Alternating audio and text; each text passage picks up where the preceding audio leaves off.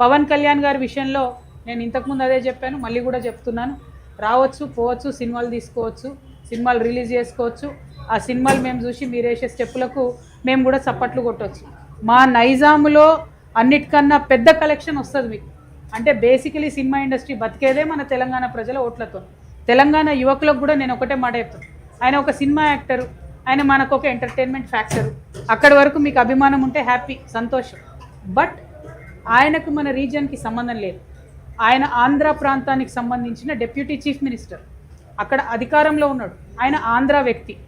ఆయన మన తెలంగాణ రాష్ట్రం ఏర్పడ్డప్పుడు 11 రోజులు, ఎవరైనా ఇంట్లో మనిషి చచ్చిపోతే ఎట్లయితే 11 రోజులు బాధపడతామో, ఆయన 11 రోజులు అన్నం తినకుండా తెలంగాణ రాష్ట్రం కోసం బాధపడ్డా అని చెప్తున్నాడు.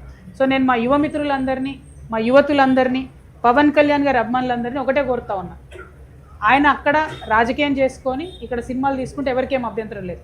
ఇక్కడ రాజకీయం మాత్రం తెలంగాణ బిడ్డలే చేయాలని చెప్పి మేము బలంగా పిడికిలెత్తి కొట్లాడి 1200 మంది బిడ్డలు చనిపోయి ఎంతోమంది ఉద్యమకారులు బలైపోతే వచ్చిన రాష్ట్రం.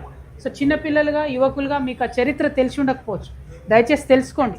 వాళ్ళు సినిమా యాక్టర్ల ముసుగులో వస్తారు, తర్వాత మన రాష్ట్రం మీద కబ్జా పెడతారు. అంతకుముందు కూడా అదే జరిగింది. సినిమాల ముసుగులో వచ్చిండ్రు, మీ భాష బాగాలేదు, మా భాష బాగుందని చెప్పి మొదలు పెడతారు. మీరు పుట్టినప్పుడు, ఈ యువతి యువకులు పవన్ కళ్యాణ్ ఫ్యాన్స్ పుట్టినప్పుడు మమ్మల్ని ఏడిపించిర్రు. మేము తెలంగాణ యాసలో మాట్లాడలేని పరిస్థితి ఉండే. అప్పుడు కొట్లాడిన మా యాసలనే మాట్లాడతాం, మా భాషలనే మాట్లాడతామని ఏమన్నారు అప్పట్లో. మాది నా నా నా ఊరు యాదగిరి, మా ఊరు భువనగిరి, నా పేరు యాదగిరి, నేను చేసేది దాదాగిరి అని చెప్పి తెలంగాణలో ఉన్న అన్ని ప్రాంతాలను అవమానించేటట్టుగా డైలాగులు ఉంటుండే ఒకప్పుడు సినిమాల్లో. కానీ తెలంగాణ ఉద్యమం తర్వాత సినిమా ఇండస్ట్రీ తెలంగాణ అటువంటి డైలెక్ట్ని హీరోలకు పెట్టడం ప్రారంభించింది. తెలంగాణ భాషలో మాట్లాడడం ఫ్యాషన్ అయింది. సో మా యూత్ అందరికి కూడా నేను అపీల్ చేస్తా ఉన్నా, he's an entertainment factor. Enjoy his movies, see his dances, go to his movies. But politically he's unfit, he cannot come in to our state. అందుకు మనం కొట్లాడిందే ఆయన కోసం, కొట్లాడిందే ఇట్లాంటి వ్యక్తులను మన దగ్గర రాకుండా ఉండడం కోసం.